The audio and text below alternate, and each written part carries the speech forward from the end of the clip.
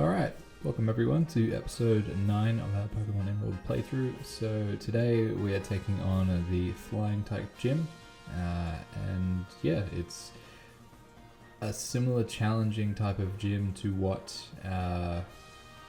Norman was in terms of the normal type gym. I'd say she probably ranks second on the list in terms of how difficult she can be. And yeah, look, she does have one or two challenging Pokemon which can throw up a bit of difficulty depending on what your team looks like. So at the moment I'm just going off to get a device which allows me to get into the gym because there's an invisible wall which is blocking the ramp, so you're not able to walk through it. But yeah, we just need to go and grab that and then turn around and go back. So just doing a little bit of grinding along the way because it's just the way that I've approached my method to this playthrough, where I will take on any trainer that I come across. I'm trying not to grind as much on Pokemon in the grass, but if it comes to it, then that's what we'll have to do. But yeah, so back we go. I just want to heal up because I don't want any of my main Pokemon to be losing out on any EXP if I can help it. And I don't want to be using revives because that's a bit of a waste of money, considering that I think I've only got like 33k or something on myself at the moment, so it's not really worth spending 1.5k per revive. So yeah, just rush back there. Okay, yeah, we've just got this guy as a challenger as well. So yeah, so what this episode is going to involve is, it mainly revolves around the flying type gym. We do take a little bit of a detour to the abandoned ship that's just to the right of Dewford. It's part of the massive water terrain that this game encompasses. It's yeah, there's certainly a lot of water to go surfing across. But yeah, it's just a quick detour to go and grab something that I did a little bit of research into, but I'll go into detail in that once we go off on that detour. But yeah, this is the Pokemon that's been blocking the path. So yeah, what I thought I'd go into is a little bit more thoughts on the Crown Tundra DLC for Pokemon Sword and Shield. So just today I finished my second playthrough of the DLC. I went and jumped on Sword just to go and grab the ice type of Calyrex, I think it's called. I think that's how you say it. And then the Regidraco as well, so that's the dragon type Regi, which I think its animations are really cool. I really love how it looks, and even just like its attack moves, it's really sweet. Just it's pretty much like a dragon skull, which just does all these really cool movements, and yeah, it's I haven't used it in battle yet. It was a little bit frustrating because I did Calyrex first because I knew that storyline was fairly quick, and I was actually starting to get a bit sick of it the second time around, where I had to go back through and catch all the Regis. I didn't realize that I had to do that again. I thought that if I was smart and moved them across from my Shield playthrough, I'd be able to go through to unlock his door, because the secret to unlocking his door is you have to have encountered the other three, and you have to have the other three in your party in order to open the door, because it says you have to have rock, steel and ice in your party in order for the door to open, which I thought it would be a little bit clever to just transfer them over and then try and open the door. It wouldn't let me the first time, so then I decided to go off and open the doors for the three Regis by just getting the Everstone, whistling, and having a ice type Pokemon leading my party, walking alongside me. But then I went back and tried again, and it wouldn't accept it even if the doors are open. So I guess it is one of those very linear storylines where you have to go through and complete each part of the story before you can unlock the final part, which, you know, it was fine. It was something I did just over the span of like an hour or two. But I think what I found that I was getting a little bit tired of was, I think, the catch rate that I had, because you do get a little bit of advantage as you complete the Pokedex in Sword and Shield, and I haven't done that in this copy of Sword because I just didn't see the point of transferring everything across, because I've only got about 10 hours worth of playtime on it, because I I just rushed straight through the main storyline to get just to jump on and pretty much get everything that I needed in order to complete the Pokédex on Shield. But yeah, because honestly, if someone asked me which game to play, I'd say Shield is more enjoyable. Like, I was actually surprised by that, because I picked Shield as my main game to play through, obviously, because I've spent upwards of about 180 hours on it now. But yeah, just I didn't enjoy playing through Sword at all, and I've actually played through Sword twice. Once on my main Nintendo Switch, and then once on my Switch Lite when my girlfriend started using my normal Switch, because I needed a copy of Sword in order to do the... I think I rushed through it to get the Isle of Armor DLC to play through it on there. So yeah, I did spend a little bit longer the first time I played through it, but I just didn't enjoy it as much. Maybe it's the makeup of the gyms. I think that's what it was. It was just a little bit more frustrating, and I just not saying that Shield was easier, but I think the common consensus that people have come out with are saying that Shield is the more enjoyable version of it, or at least that's what I've heard from people who've played through Sword first. They found that Shield was a better playthrough.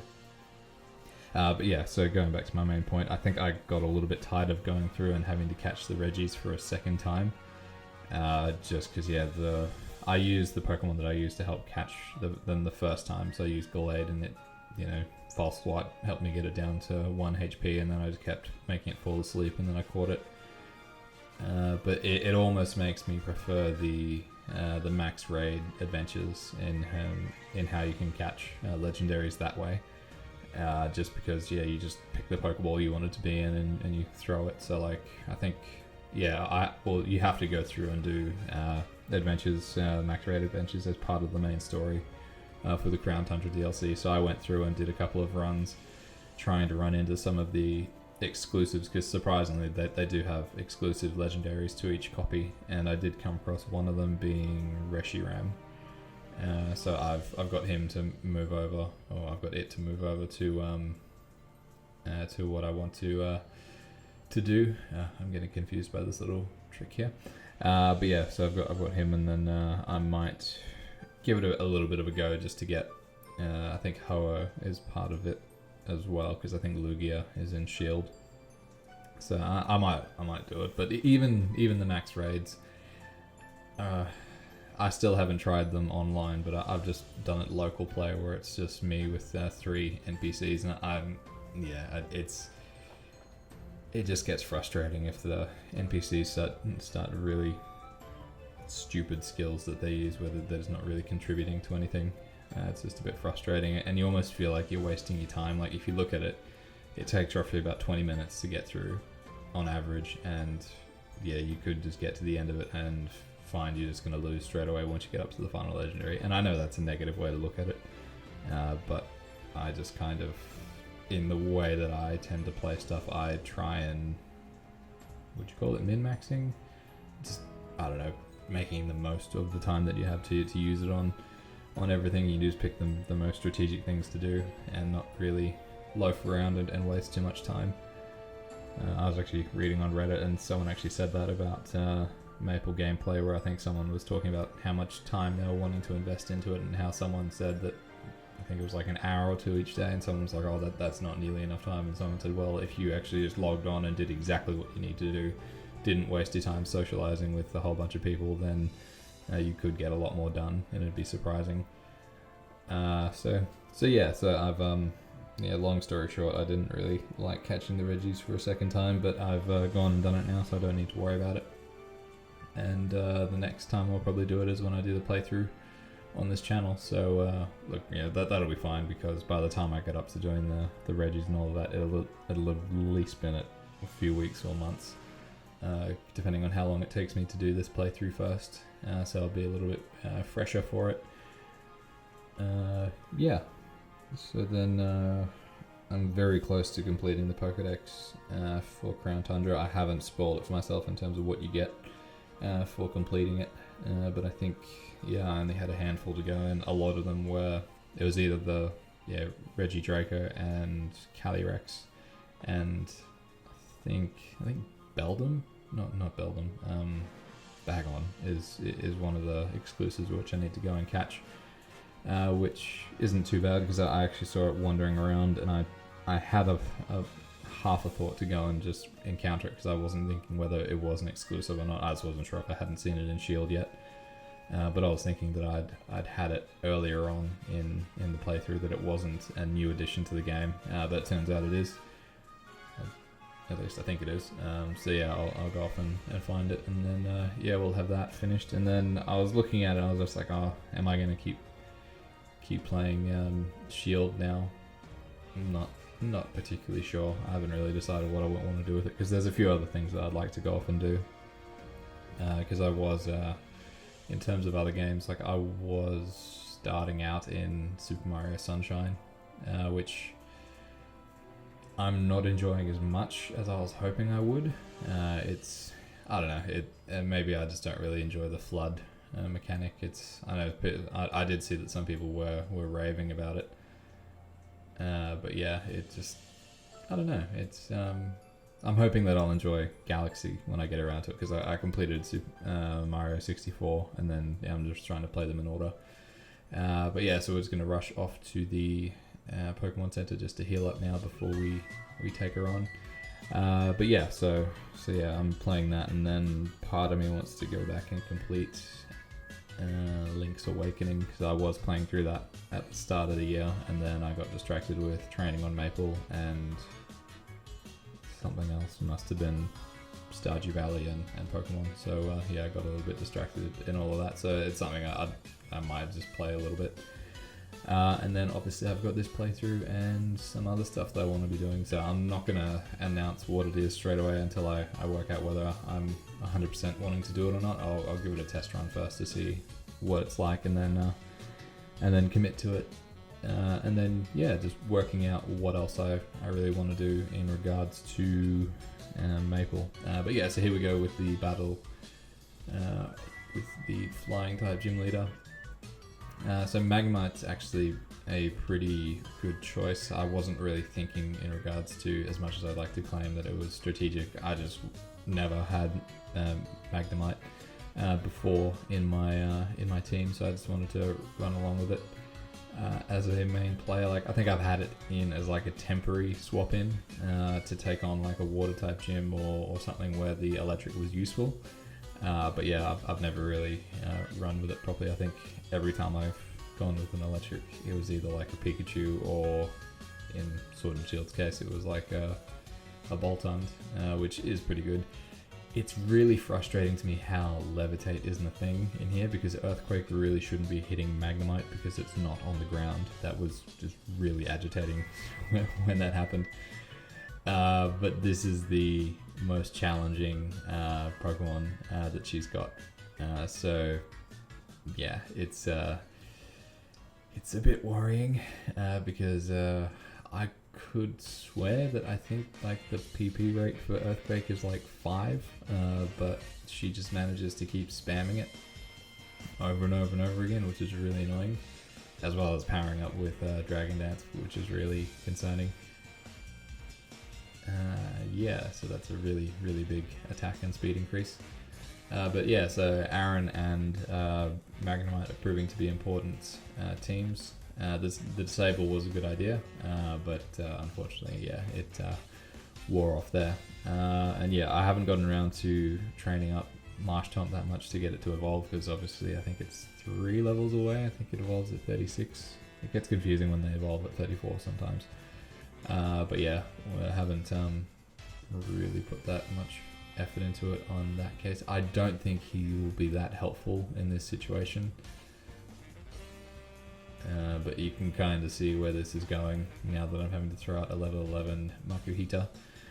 So yeah, unfortunately, she is quite challenging with this Altaria, and yeah, it's you can see how close it is to dying there, and it's really frustrating. But yeah, throw out a revive. It's very ballsy, I guess you could say, to be doing that with pretty much, I think that's like 1 HP left. So I've decided that I need to do a little bit more training. So what this is going to involve is going off and just taking on some just different trainers just around the area to try and bring the level up. Main aim is to get Aaron to evolve, because I know that once it evolves into Laron, it gets a bit more defense and becomes a bit more of a tank. So that'll be helpful. It's not that good at countering the earthquake factor, but it is good in other senses against the other ones that she's got. So Altaria is the main threat of it all. So what this middle part is going to be involving is just a lot of training and grinding.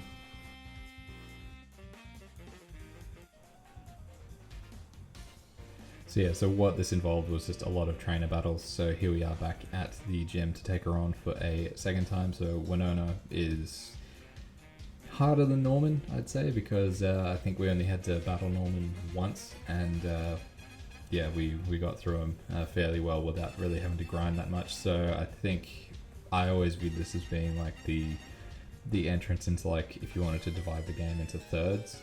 So we've gotten through like the middle part where we've progressed a bit of the story and so on. But so as you can see here, we've got Laron. So I evolved Aaron, so he's up there, so happy with that. And then so this is the main challenge with her bringing out Altaria. So we can try and get lucky with just earthquake. It's just proving to be a massive difficulty. So we did train a fair bit, and I'll show off the rest of the team once he gets taken out. I'm expecting another earthquake. Yep, there it is. And it's annoying when you're challenging someone where they just continually do the same thing. So we've got Kadabra at 33, Marshtomp at 34 now.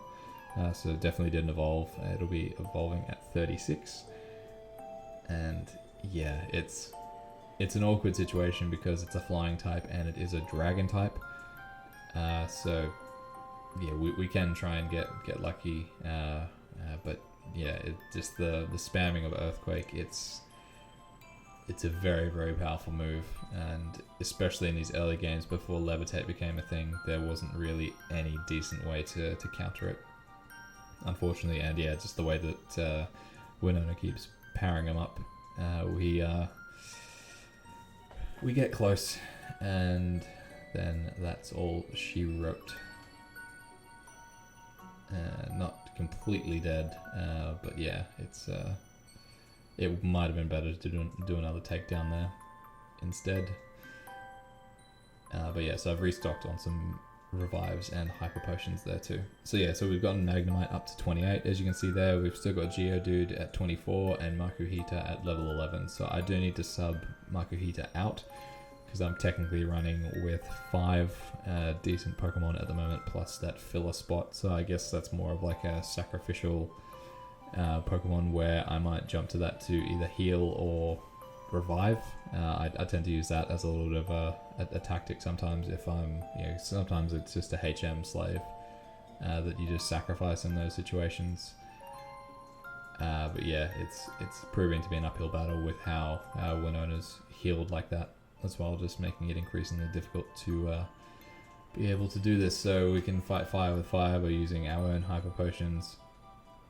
It would be interesting to compare this to the battle in Alpha Sapphire and Omega Ruby to see how it goes along, because I'm fairly sure levitate is a thing in those games. So if you had like a Magnemite or a Magneton or like a Geodude, where I believe Geodude's considered to be above ground. I haven't checked that, whether it actually gets to levitate or not.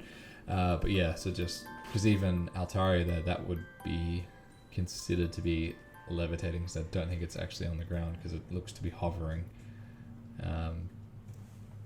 Just that kind of thing is just super frustrating. It just doesn't make sense how it can be hit like that if it's not standing on the ground. We'll just keep hammering away at it, and couldn't get the the little speed boost there from Dragon Dance was a little bit too helpful in that case, so that's pretty much makes Kadabra ineffective.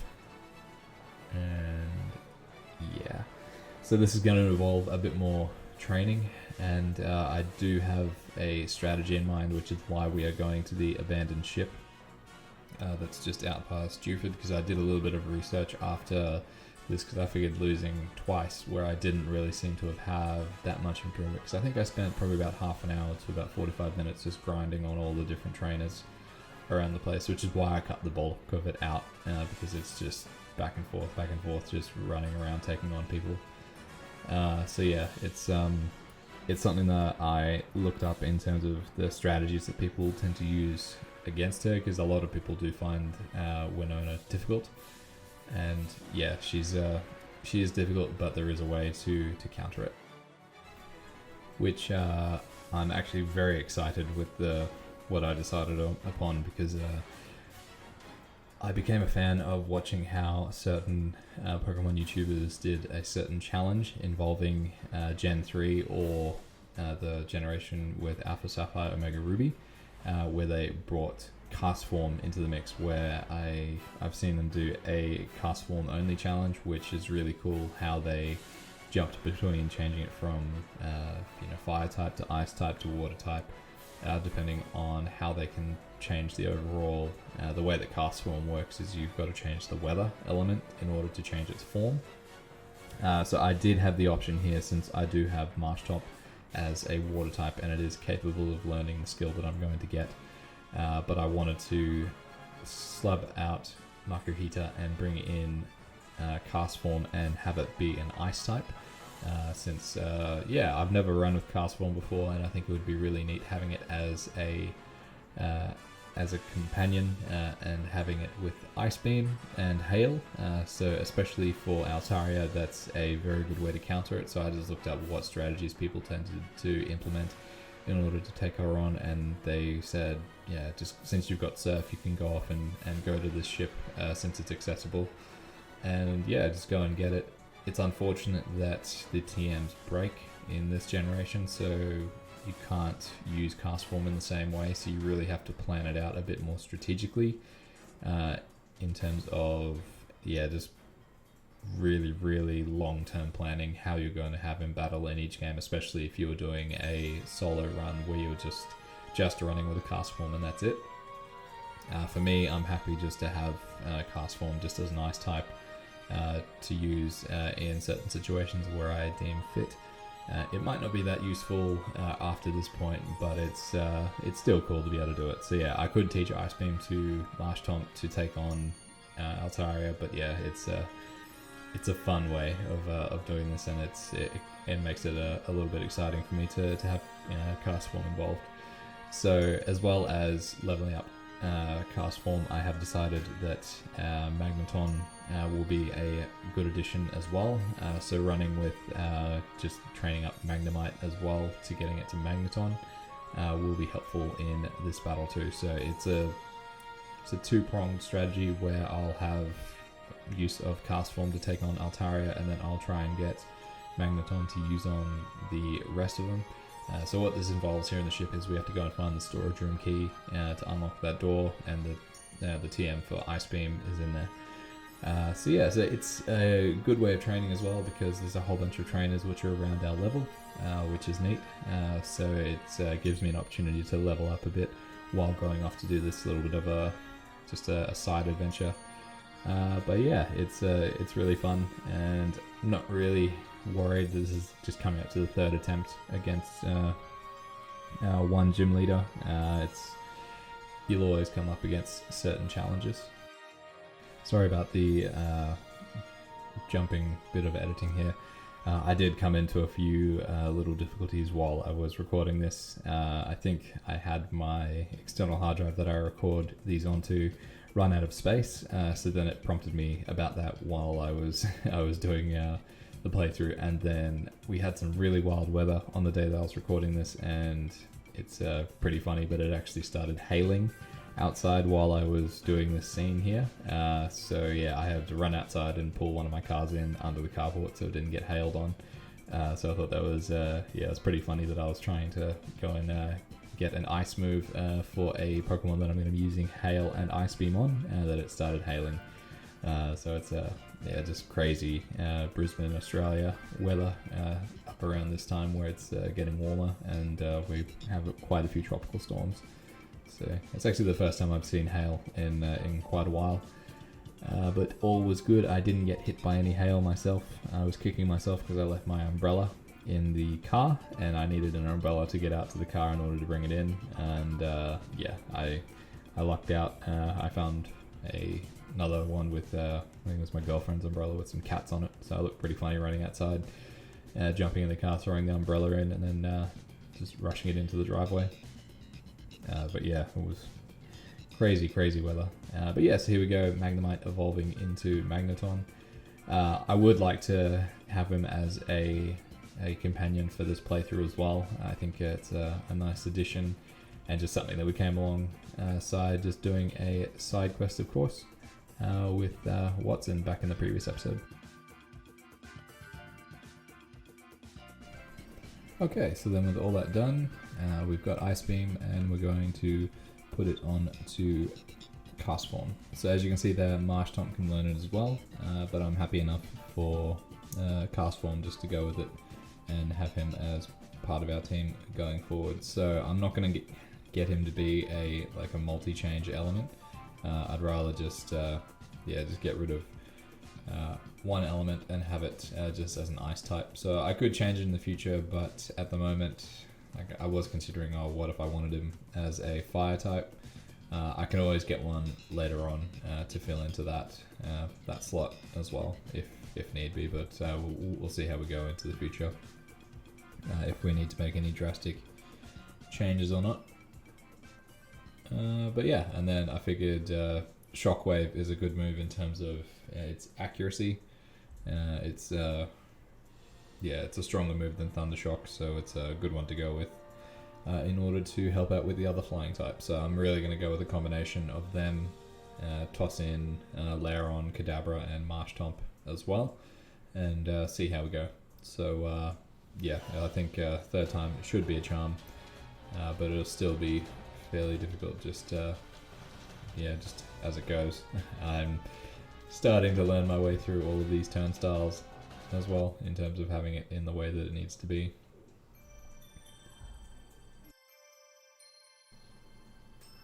But yeah, so let's just go in there with that combination and just see how it goes. It should be having electric and an ice ice type against dragon is always a decent one. It's one of the things that I found in the max raid adventures where you might have a good matchup, but it's still not doing as much damage as you hoped it would.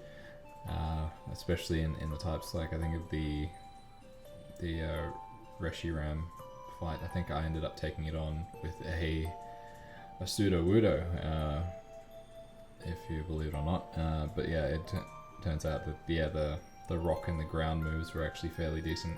The rock and the fighting type moves that it had on it, because they can really come with some really weird skills on them. But it turned out to work out pretty well against Reshiram. So let's see how we go with this matchup with Castform against Altaria.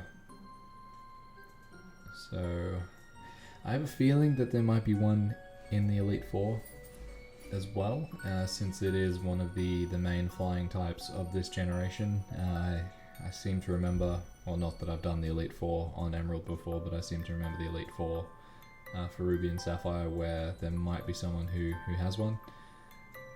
But yeah, so we're getting fairly lucky here with the boost up of attack and speed. It doesn't really matter in the long run, as long as we can do some fairly decent damage. But yeah, so that's Ice Beam's a good move to have against it. Not a one-hit KO, unfortunately. And yeah, so even though Castform is definitely levitating above the ground, what can you do? So that has us in a fairly decent position there. against it, and just kind of holding our breath here to see what Winona decides to do in terms of healing or not. And yeah, okay. Sweet. So that's Altaria out of the way. And all we have to do is deal with the hail going forward, but that's not the worst thing in the world to have. And yeah, Tropius is a weird one. Like I came across it in the grassy areas around here, and I've never really encountered one before. But yeah, the hail might help out. Yeah. But yeah, so Shockwave, so it's a good,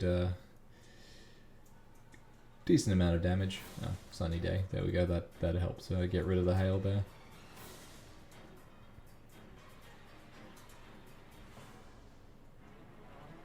And Aerial Ace does barely anything.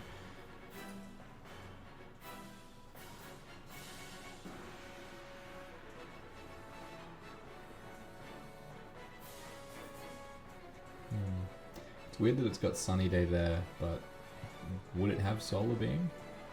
Because I can understand the use of sunlight to get rid of the hail. That actually reminds me. Like I might have covered this in the previous episode, but yeah, it just reminds me of the Articuno battle that I had in my Shield playthrough of the Crown Tundra, where yeah, the only places where I was really encountering Articuno was in the snow, so it was hailing. So yeah, I had to, I had a little bit of difficulty trying to get it down weak enough where it wasn't dying from being hit by hail, because even though I think Articuno is a Psychic Ice type, but maybe since it wasn't the traditional bird, it was still able to be damaged by hail. But yeah, it was one of the most frustrating things, because it was very strong, so it was killing my Pokemon, and then I was trying to get it down low enough where I could actually have a chance of catching it. So I ended up teaching Delayed Sunny Day, which was interesting, and that ended up helping out in terms of catching it. But yeah, it was one of those strange ones where it was the only one out of the three that proved to be difficult. Zapdos was the first one that was fairly easy. Moltres was, well no, I think Moltres was first, but yeah, those two weren't difficult at all. And then yeah, the only difficult one was the hail element part of it, and I realized that I probably could have thrown something in like an Altaria, because they've introduced that into the Crown Tundra where it changes the overall environment. But yeah, just I needed something that was consistently having Sunny Day going, and since it was in a primarily snowy setup, the sunlight kept disappearing and the hail kept coming back. So yeah, hail is probably one of the most annoying, probably next to Sandstorm, elements out there. Like strong sunlight and rain isn't too bad, especially if you've got a I think they call it Rain Dish. What is one of those Pokemon that's actually in this generation have, where it heals itself depending on if it's got that ability, where it collects rain in and gets health back from it. So that's fairly helpful here. So yeah, we're getting through the rest of them here. Altaria really just proved to be the main stopper. So I think we can counter Pelipper pretty easily with Magneton here, being a flying type with a bit of a water element to it. It's weird the things that Pelipper can learn, because it was actually recommended to be the one that you get Ice Beam taught to, but I couldn't really be bothered in grinding up a Wingull into one of those things. So yeah, so there it is, guys. We have defeated her. So it took 3 attempts, but I think, yeah, I think the first attempt with us going in blind to it, not really knowing what to expect, and then I think I underestimated her in terms of just thinking that I only needed to grind up a little bit in order to, I was really just going more for luck than anything else the second time around, but this was a lot more planned out, going in with a proper Ice type and a stronger Electric type to take out her flying Pokemon. So yeah, so next time we'll probably head to, I think we've got another encounter coming up with Team Aqua or Team Magma at not Mount Chimney, it's either Mount Chimney or Mount Pyre. And then after that we head on to the next town. I don't believe there's a gym in the next town, but yeah, there'll probably be a lot of storyline away from the gyms. And then we've only got 2 gyms to go after this episode. So thank you very much for watching. And I'm looking forward to using both Magneton and Castform going forward. It'll be interesting to see how they work out as a combination with everything else that I've got. So thank you for watching, and I'll catch you guys in the next one. See ya.